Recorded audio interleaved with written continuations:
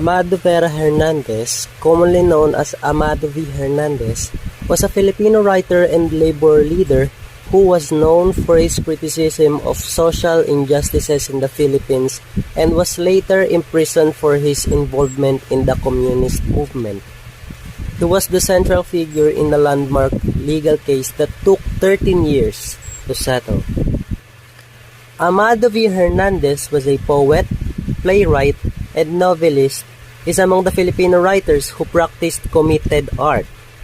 In his view, the function of the writer is to act as the conscience of society and to affirm the greatness of the human spirit in the face of inequity and oppression. Hernandez's contribution to the development of Tagalog prose is considerable. He stripped Tagalog of its ornate character and wrote in prose closer to the colloquial than the official style permitted. His novel Mga Ibong Mandaragit is first written by Hernandez while in prison.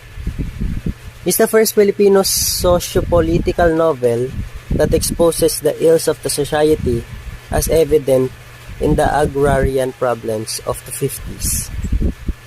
While still a teenager, he began writing in Tagalog for the newspaper Watawat. He would later write a column for the Tagalog publication Pagkakaisa and become editor of Mabuhay. His writings gained the attention of Tagalog literati and some of his stories and poems were included in anthologies such as Clodoaldo del Mundo's Parolang Ginto and Alejandro Abadilas Talaang Bughaw. In 1922, at the age of 19, Hernandez became a member of the literary society Aklatang Bayan, which included noted Tagalog writers Lope K. Santos and Jose Corazon de Jesus. In 1932, he married the Filipino actress Atang de la Rama. Both of them would later be recognized as national artists. Hernandez for literature and De La Rama for theater, dance, and music. Here, some works of Amado V. Hernandez.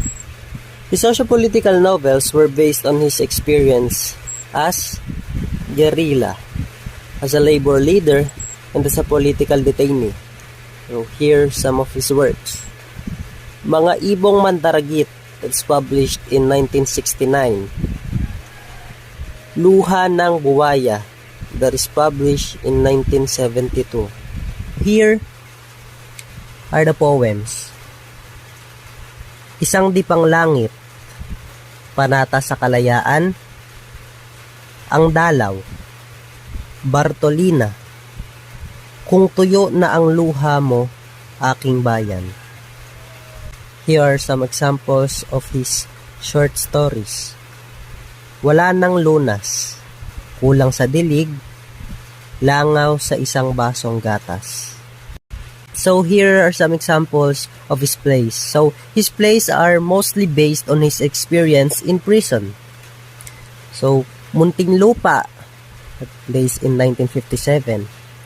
Hagdan sa Bahaghari, placed in 1958. It was while he was imprisoned that he wrote his most notable works. He wrote Isang Dipang Langit, which later won a Republic Cultural Heritage Award, and Bayang Malaya, which later won a Balagtas Award. Also written in prison was his masterpiece, which is Luha ng Buwaya. Portions of his novel, Mga Ibong Mandaragit, was also written while he was at the New Bilibid prison. Jose Garcia Villa. Jose Garcia Villa was a Filipino poet, literary critic, short story writer, and painter. He was awarded the National Artist of the Philippines title for literature in 1973, as well as the Guggenheim Fellowship in Creative Writing by Conrad Anken. He used the pen name Dovegalion, which was a combination of the words dove, eagle, and lion, and was what he believed as his true persona. His notable works include The Anchor Angel and Emperor's New Sonnet and Footnote to Youth. Jose Garcia Villa is considered as one of the finest contemporary poets, regardless of race or language. Nick Joaquin, or also known Nicomedes Joaquin Y. Marquez. Nick Joaquin, born on May 4, 1917, at Paco, Manila, Philippines. He was born to family of means. His father, Leocadio Joaquin, was an attorney at the Court of the First Instance of Laguna, where he met his second wife, Salome Joaquin's mother. Joaquin has also enriched the English language with critics coining Joaquinesque to describe his Baroque Spanish-flavored English or his reinvention of English based on Philippinism. Nick Joaquin has written plays, novels, poems, short stories, and essays, including reportage and journalism. As journalist, Nick Joaquin uses the nom de plume Cuyano de Manila, but whether he is writing literature or journalism. He attended a public elementary school and Mapua High School in Intramuros, Manila. Joaquin also entered St. Albert College in Hong Kong, a seminary under the Dominicans, but left the seminary in 1950 after being criticized for his writing.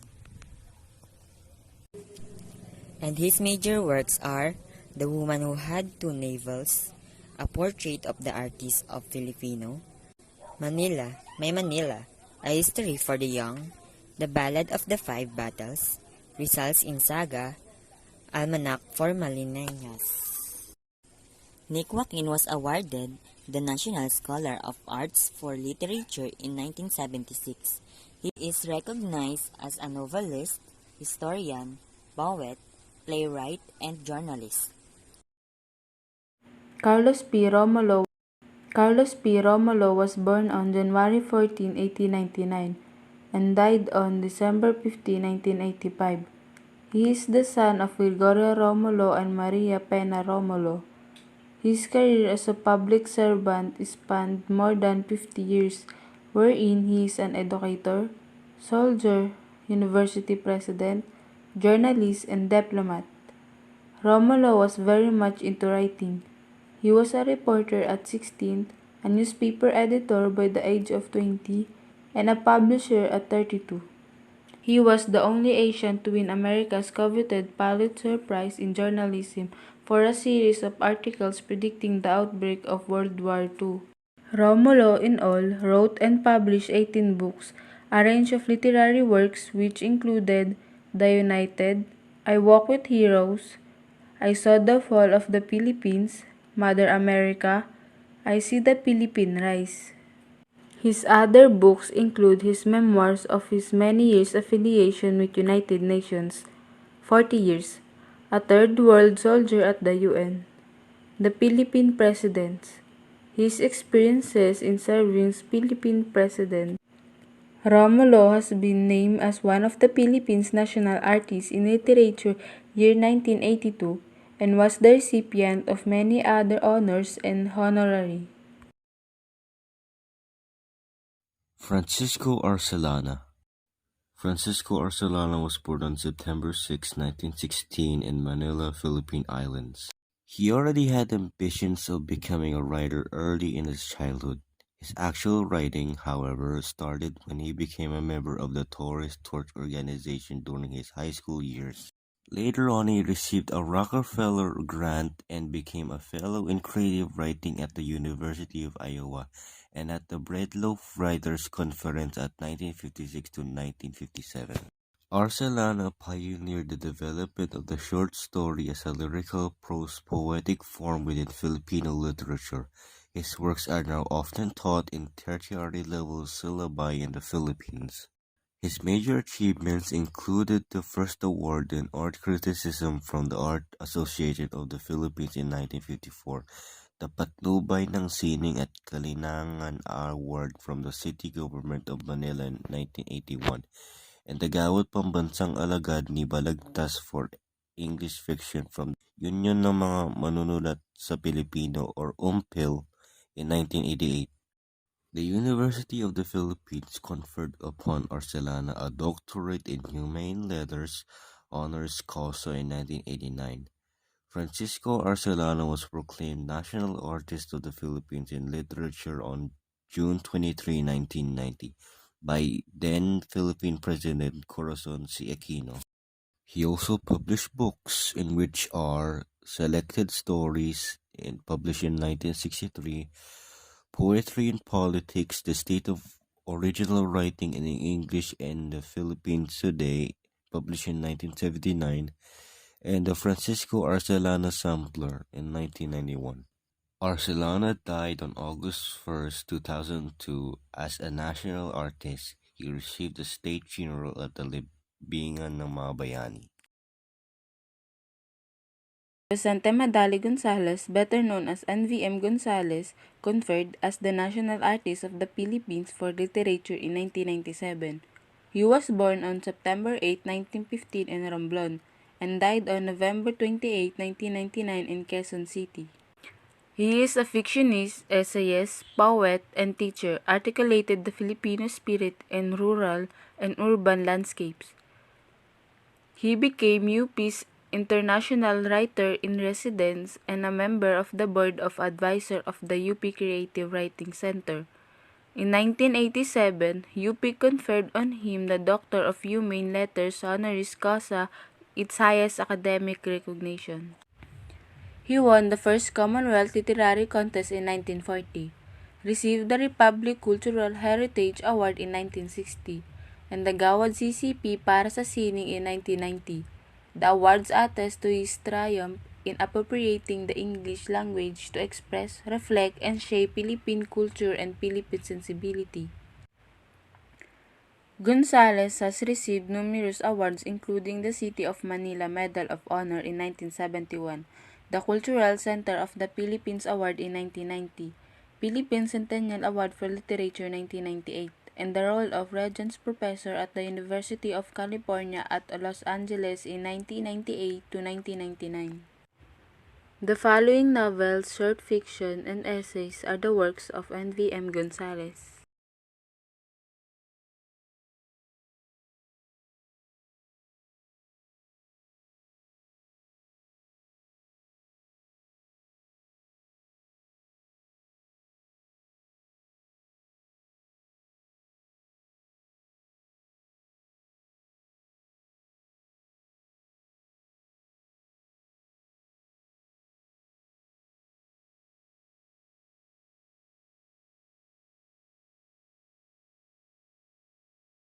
Edith L. Tiempo.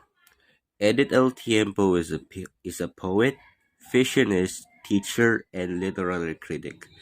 Edith L. Tiempo is one of the finest Filipino writers in English. Born on April 22, 1919, in Bayambong, Nueva Vizcaya, her poems are intricate verbal transfigurations of significant experiences. Her works are characterized by a remarkable fusion of style and substance, of craftsmanship and insight. She is an influential tradition in Philippine literature in English. Together with her late husband, Edilberto K. Tiempo, she founded and directed the Silliman National Writers Workshop in Dumaguete City, which has produced some of the country's best writers. Here are some of the notable works of Edith Tiempos. Tiempo's notable novels are A Blade of Fern, published in 1978, The Native Coast, published in 1979, and the Alien Corn, published in 1992. Here are her poetry collections, which are The Track of Babaylon and Other Poems in 1966, and The Charmer's Box and Other Poems in 1993. Now here are her short story collections, which are Abide, Joshua, and Other Stories, published in 1964. She was entitled as a National Artist Award for Literature in 1999. She also received awards like Carlos Palanca Memorial Awards for Literature Cultural Center of the Philippines in 1979 and Gawad Pambansang Alagad de Balagtas in 1988. Francisco Sionel Jose. Francisco Sionel Jose was one of the most widely read Filipino author in the English language. He was named a national author in the English language. He was named a National Artist of the Philippines for Literature in 2001. F. Sionel Jose was born in December 3, 1924 at Rosales, Pangasinan. He was the son of Sophia Sionel and Antonio Jose. He studied at the University of Santo Tomas and then took some pre-med courses. Before starting a career as a journalist, F. Sionel Jose has been in the forefront of the Philippine literature just based on the sheer volume of his writings. His works have been translated into 22 languages including Korean, Indonesian, Russian, Latvian, Ukrainian, and Dutch. The Carlos Palanca Memorial Awards for Literature were given to 5 of Jose's works. F. Sionel Jose is also a publisher, lecturer on cultural issues and the founder of the Philippine chapter of the international organization PEN. He received the Outstanding Fulbrighters Award for Literature in 1988, the CCP Centennial Honors for the Arts in 1999, and the Ramon Magsaysay Award for Journalism, Literature, and Creative Communication Arts in 1980. Alejandro Reyes Roses. Alejandro Roses was a Filipino author, essayist, dramatist, and a national artist of the Philippines for literature. He was born on July 13, 1924 in Manila.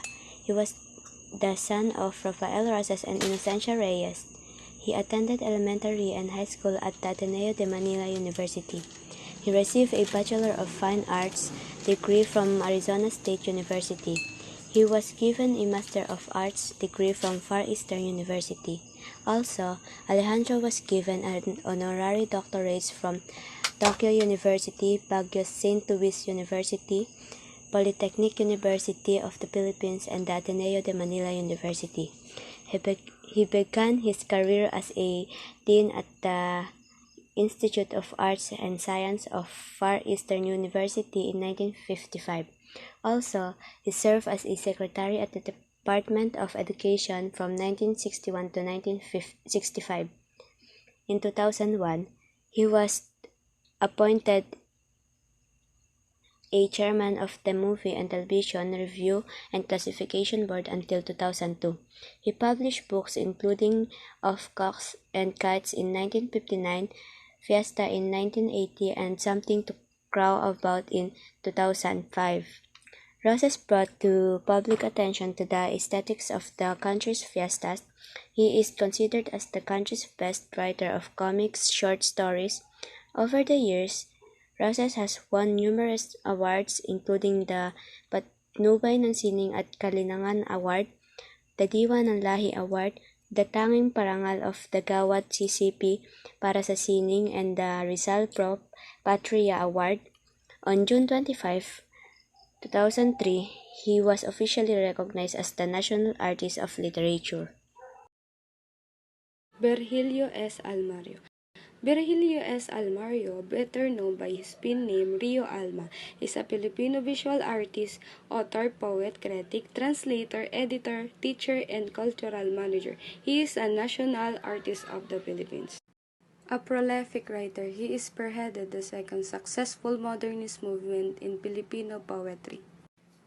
Apart from his poems, Almario's works include the children's story, Ibong Adarna, in Filipino translation of Jose Rizal, Noli Me Tangere, and El Filibusterismo. Bienvenido Lumbera. Lumbera was born in Lipa, Batangas on April 11, 1932, but sadly passed away on September 28, 2021 due to stroke.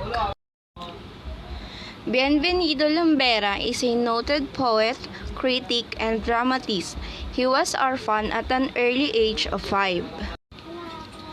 His life in the arts started at the University of Santo Tomas, where he studied and mastered literature.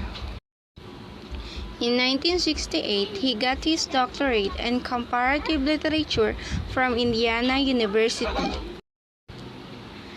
This allowed him to teach literature, Philippine studies, and creative writing to students here and abroad. During martial law, Lombero worked on a number of musical theater plays, and his major works are Tales of the Manubo, Nasa Puso ang Amerika, and Hari Rama. So, the citation recognized him for asserting the central place of the vernacular tradition and framing a national identity for modern Filipino.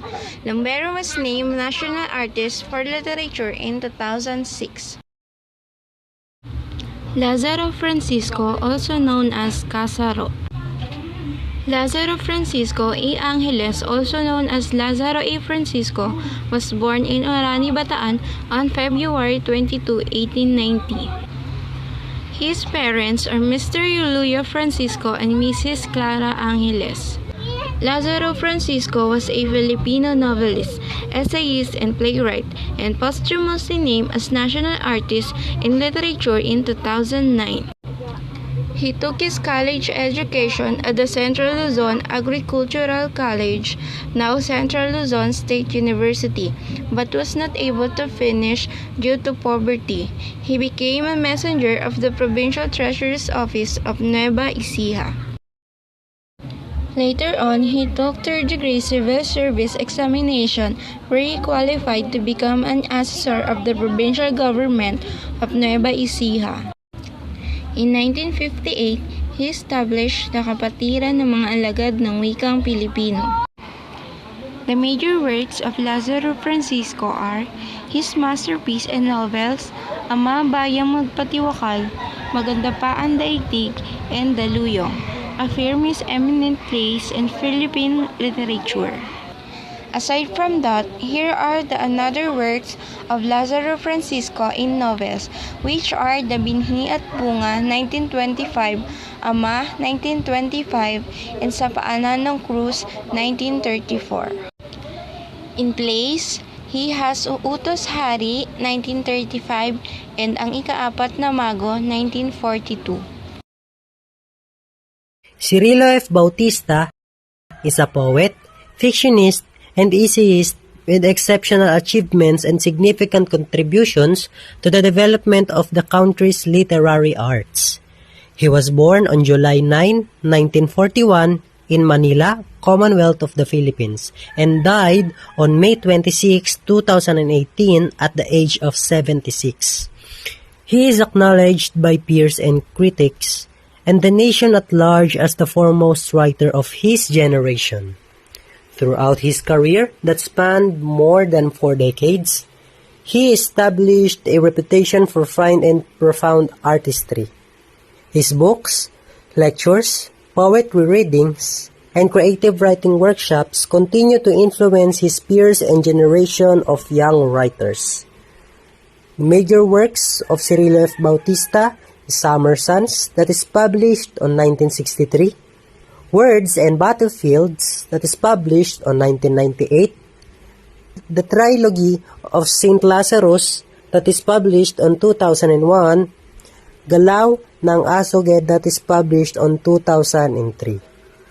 Bautista contributed to the development of Philippine literature as a writer through his significant body of works, as a teacher through his discovery and encouragement of young writers in workshops and lectures, and as a critic through his essays that provided insights into the craft of writing and correctives to the misconceptions about art. Ramon L. Muzones, National Artist. Ramon Muzones was born March 20, 1913 at Iloilo, Philippines. Ramon was oldest of 10 children of Santiago Muzones and Florentina Larupay. He died on August 17, 1992 at age 79. He was able to send himself and his siblings to school. He wrote poems, essays, and short stories, but he was most notable for writing essay.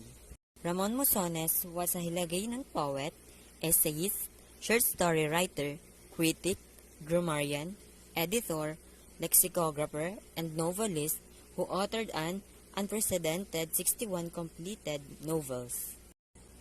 His writing reflected the history of the Hiligaynon novels from the rise to the downfall. He studied pre-law at the Far Eastern University and graduated in law at the Central Philippines University in Iloilo in 1952. Musones tried his hand at a variety of type and proved adept in all as literary passion. These are some of Ramon Musones' notable works: Sri Bisaya, Babae Batok sa Kalibtan, Woman Against the World, Sitamblot, at Margo sa Tubig. Musones Award included the Gawad Bonifacius Panitikan Centennial Award given by the National Commission for Culture and the Arts 1997. In 2018, he was honored as Ilonggo National Artist of the Philippines for Literature.